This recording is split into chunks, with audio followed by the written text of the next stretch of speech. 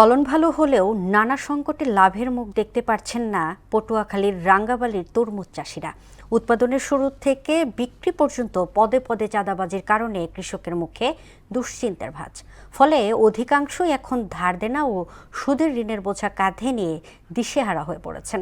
মাহমুদ হাসান রাজীবের প্রতিবেদন, জানাচ্ছেন মাহমুদ আক্তার। দেশের বাজারে আগাম তরমুজের বড় অংশের যোগান আসে পটুয়াখালীর রাঙ্গাবালি থেকে। তবে চাষের শুরুতেই বাড়তি খরচের চাপ পড়েছে কৃষকদের উপর। আগাম আবাদের জন্য জমির মালিকদের কাছ থেকে চড়া দামে জমি নিতে হয় চাষিদের। এরপরে শুরু হয় সার ও কীটনাশক ডিলারদের খামখেয়ালি। কৃষকদের দাবি, সরকার নির্ধারিত মূল্যের চেয়ে বেশি দামে সার বিক্রির কারণে উৎপাদন খরচ বাড়ায় লাভের অংশ কমে যাচ্ছে। যেই সার গেলবার সরকারি সার কিনছি আমরা 1150 টাকা, এই সার এবছর 1415 টাকা কিনছি। সার নিয়ে যেভাবে সিন্ডিকেট তৈরি করে, আমাদের যদি 50 ব্যাগ সার লাগে আমাদেরকে সার দেয় 10 ব্যাগ। সারের রিজার্ভ গোডাউনে রাখিয়া তারপর তারপর তারা সারের রেট দাম বাড়াইয়ে বেশি বিক্রি করে। সারের দাম সরকারি রেট হিসেবে অনেক বেশি, এই কারণে আমাদের বেশি খরচ করতে হয়। এখানেই শেষ নয়, নৌপথে তরমুজ ঢাকায় নিতে গেলেও বিভিন্ন স্থানে নৌ পুলিশ ও সংঘবদ্ধ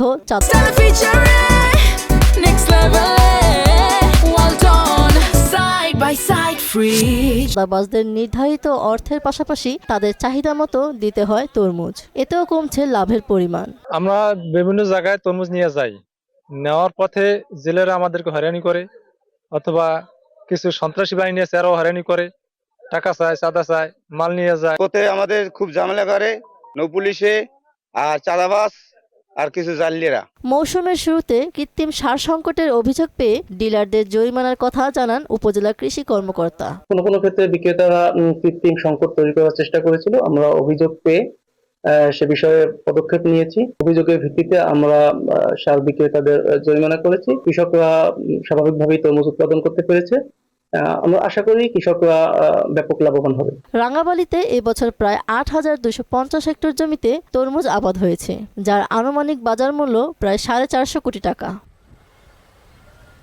মাহমুদ আক্তার, মোহনা সংবাদ।